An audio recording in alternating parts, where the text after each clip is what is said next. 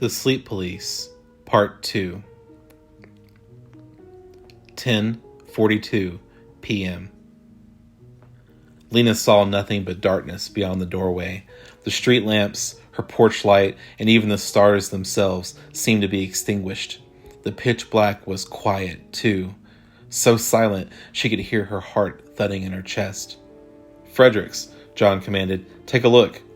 Pistol extended, Fredericks inched forward, poking his head out of the house. He looked to the left, then to the right, keeping the muzzle of his gun between himself and the night. 10:43 p.m. "Nothing's out there," Frederick said, turning around. His eyes widened as he registered something behind the group. "Davis, you're 6!"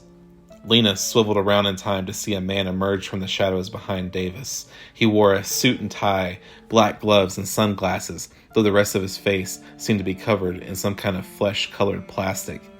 The Sleep Police, Lena thought. Before they could react, the intruder lifted his arm, revealing an orange box cutter. He flicked his thumb, ejecting the razor blade from the tip of the tool, and reached around Davis, slicing his throat. Blood spurted from the horizontal wound, but the sleep policeman held Davis tight, keeping the dying man between the other guards and himself. "Drop him, now!" Fredericks demanded, his gun trembling. The other guards moved a circle around the sleep policeman and his prey, but the masked figure dragged Davis swiftly backwards, disappearing into the dark corner of the adjacent first-floor hallway. In the distance, Lena could hear Davis's final gasps as he choked on his own blood. 10:45 p.m. Paco emerged from the kitchen, looking around. What happened?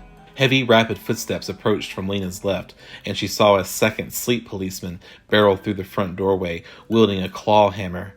Fredericks, who still lingered by the opening, heard him coming and swiveled to face the man. The sleep policeman swung his hammer, connecting with the back of Frederick's hand, which emitted a sickening snap. Frederick screamed and dropped his gun, and the sleep policeman kicked it backwards, out into the night. The two nearest guards, Thompson and Garcia, opened fire on the second sleep policeman, but he deftly rolled beneath their bullets, striking Thompson in the left knee with his hammer. The joint cracked, dropping the guard to the floor, and the sleep policeman brought the claw hammer down on his forehead, splitting his skull. Before Garcia could adjust his aim, the sleep policeman turned and hurled his weapon at the man's head, colliding it with his nose and bloodying it. Garcia swore, covering his face, and the sleep policeman swooped forward, retrieving his fallen hammer and slinging Garcia over his shoulder. Garcia screamed as the masked man carried him into the dining room, out of sight. Lena heard 3 gunshots, and then Garcia fell silent. 10:47 p.m.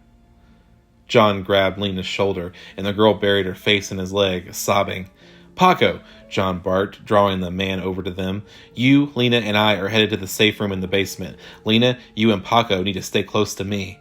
He paused for a moment, then gestured at one of the other guards. "Sitter, you're coming too." Sitter nodded, joining the trio. Lena looked over at Fredericks, who still clutched his broken hand. "Are you okay, sir?" The guard offered her a pained smile. "I'll be fine." She saw his eyes drift over to Thompson's lifeless body, blood leaking across the floor from his fractured skull. "Fredericks," John continued, "you, Miller, Torres, and Robinson are the remainder of our defense. Stay together and sweep the house until you find these intruders. Once Lena and Paco are secure, Sitter and I will join you. However, do not separate. These men are obviously well trained. Strength in numbers. Got it?" Fredericks and the other 3 guards nodded, collecting themselves before moving into the dining room, where the hammer-wielding sleep policeman had disappeared. "Why don't we just leave the house?" Paco asked. "We can go to a hotel or something." John glanced at the broken front door. "They made leaving the house too easy. I think it's a trap. Besides, even if we get out, they'll likely follow us wherever we go next. At least we know the layout of this house." Without waiting for Paco's response, John grabbed Lena's wrist, moving further into the house. Sitter and Paco scrambled to keep up. 10:53 p.m. Somewhere outside the house, Lena heard a grinding noise, and the lights flickered and died. She yelped, hanging on to John, but the guard paid her little attention, retrieving a flashlight and holding it in front of him alongside his pistol. Behind Lena, Sitter did the same. Paco, do you have your phone on you? John asked. Oh, Paco stammered. Yeah, I'll call the police. Thank you, John responded curtly. 10:54 p.m. While Paco's phone dialed out, it passed into the guest bedroom, using it as a shortcut toward the basement. Lena heard the call connect, and a tinny voice filled the earpiece. Hello? Paco whispered. Hello, we're under attack. There are men in our house. At least 2 people are already dead. Please... Distant gunfire interrupted him, and Lena turned toward the sound. She counted 9 shots before the commotion ceased. Silence rang in her ears, but no voices of celebration or dismay rushed to fill that void. On Paco's phone, the tinny voice spoke once again. Yes, Paco responded to the operator. Our address is... Movement near the floor caught Lena's eye, and she glanced down to see a plastic face staring up at her from beneath the bed. Her eyes widened, and her blood ran cold. She opened her mouth to scream, John, there's a... The sleep policeman's arm lashed out of the darkness, shoving a screwdriver cleanly through Paco's Achilles tendon. Blood spurted from the wound as Paco shrieked in pain, and the sleep policeman retracted the tool, retreating further beneath the bed. 10:57 p.m. Sitter, help Paco, John said. Sitter gestured toward the bed. What about... The others will deal with it, John interrupted. Our priority is their safety.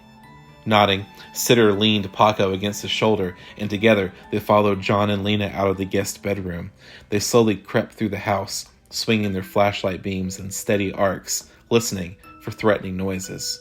No sound emerged from elsewhere in the house. Where are Mr. Fredericks and the others? Lena whispered, her voice trembling. John shook his head. I don't know. Maybe still looking for the intruders. They turned the corner, reaching the basement door.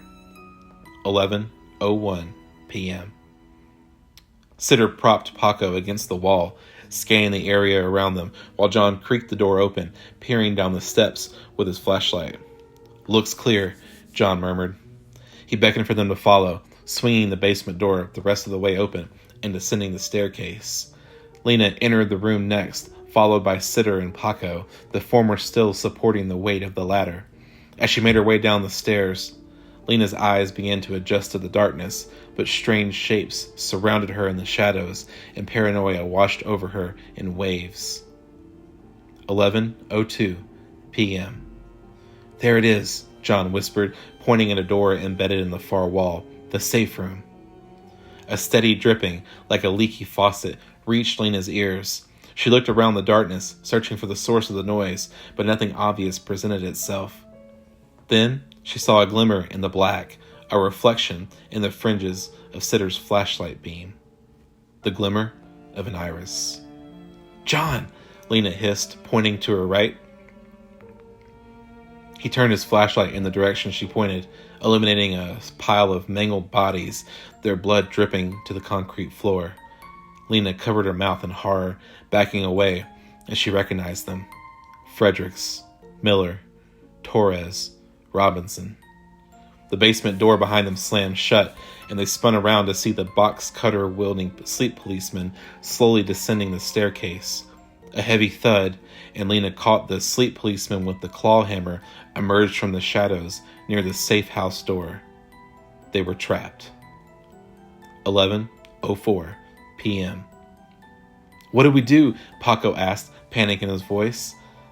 John answered by squeezing the trigger of his pistol 3 times in succession, each bullet striking the hammer-wielding sleep policeman in the chest, staggering the intruder. No blood emerged from the wounds, however, and the masked man quickly recovered, rushing at John. Before he could reach him, John fired a 4th time, this time striking the sleep policeman in the center of his forehead. The would-be attacker's head snapped back, knocking him into the safe room door. His sunglasses flew off his face, exposing beady black eyes, and his flesh-colored mask cracked, revealing something pale white underneath. He collapsed to the floor, visibly dazed, but seemingly still very much alive. Lena registered a wet gurgle behind her, and she turned to see Sitter falling backwards down the stairs, blood gushing from a horizontal slash in his neck. Paco stumbled away from the box cutter-wielding sleep policeman, but the attacker lashed out, slashing the blade across the man's face. Paco screamed, turning toward John and Lena to reveal a deep cut across both eyes. John aimed above Paco's head, dispensing the rest of his magazine into the sleep policeman's upper body. One bullet struck the man's neck, and he clutched at the spot, falling back against the basement door and knocking it open. 11:05 p.m. "Lena," John said, his sharp tone commanding her attention. "Go upstairs to your bedroom. I'll be right behind you. I just have to help Paco." He reloaded his pistol, picking up the still screaming Paco and throwing him over his shoulder. Lena saw the hammer-wielding sleep policeman recovering near the safe room entrance, so she ran up the basement stairs, crossing the threshold back into the rest of the house. As she did, the box cutter-wielding sleep policeman grabbed her ankle, dragging her to the floor. She shrieked, but then John was next to her, firing point-blank twice into the man's face. His grip on Lena went limp, and together the three survivors rushed into the house. John's flashlight bounced back and forth across the darkness haphazardly now, and Lena could tell he was struggling to maintain his pace while carrying Paco. They ascended the second-floor staircase without incident, quickly climbing them. When they reached the landing, though, footsteps sounded to their right, and Lena saw the screwdriver-wielding sleep policeman rushing at them. John hip-fired around into the attacker's kneecap, dropping him to the floor. "Lena, go," he said, opening the bedroom door. "I've got to take care of this." He gently laid Paco on her bedroom floor, hurriedly shoving Lena inside after him. "Lock the door. I'll be right there." Lena slammed the door shut and locked it, tears streaming down her face. Outside, she heard a series of gunshots, then heavy thuds, and the door rattled as something struck it. "What's going on?" Paco asked, blood still leaking from his eyes. "I can't see." Silence outside. Then, blood pooled beneath the crack at the bottom of the door, soaking into Lena's carpet. "John?" Lena whimpered.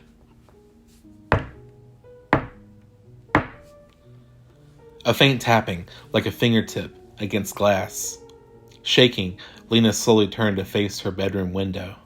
Outside, silhouetted in the darkness, stared a fourth sleep policeman. 11:08 p.m. He leaned back, punching through the glass. Reaching down, he unlocked the window, sliding it open. Slowly, menacingly, he climbed inside, producing a serrated handsaw from within his suit jacket. Paco, hearing the noise, sprinted at the man, shoving him back. "Get away from her!" The sleep policeman struck him in the throat, silencing him, and grabbed him by the hair, slamming him to the ground. He placed the edge of the saw to Paco's neck, swiftly cutting back and forth, all the while staring directly at Lena. A sickening, grisly noise filled the room as blood spilled from Paco's throat. "No!" Lena cried, turning away. She unlocked her door, swinging it open to reveal the other three sleep policemen waiting outside. They pushed into the room and grabbed her, holding her back as the fourth sleep policeman continued sawing. She closed her eyes, sobbing. 11:09 p.m. I promise, I'll go to sleep tonight," she begged. "Is that what you want? Will you leave us alone if I go to sleep tonight?" She heard a wet, ripping sound and opened her eyes to see the fourth sleep policeman rising to his feet, Paco's severed head in hand. She screamed, covering her eyes, and felt the other sleep policeman picking her up. They carried her back toward the bathroom, and she pulled her hands away. The sleep policeman with the bloody handsaw followed the other three into the bathroom, checking a watch on his wrist. 11:10 p.m. Reaching into his suit jacket, the fourth sleep policeman revealed an old, beat-up flip phone. He opened it, dialing a number, while the others held Lena up in front of the bathroom mirror. She saw herself, wide-eyed and alone, as pale as whatever hid behind the sleep policeman's plastic masks. The fourth sleep policeman aimed the flip phone at the mirror, putting the call on speaker. A rapid, busy signal intonated throughout the bathroom, echoing off the walls. The mirror began to vibrate, ever so slightly, and the hammer-wielding sleep policeman brought his blood-covered weapon down on the glass, shattering it. Rather than exposing the bathroom wall, The mirror fell away to reveal another bathroom, one almost identical to Lena's. This one, however, looked older, grimier, illuminated in flickering green fluorescence. Together, the sleep policemen shoved the screaming girl through the new hole, her cries muffled as she passed into the second bathroom. 11:11 p.m.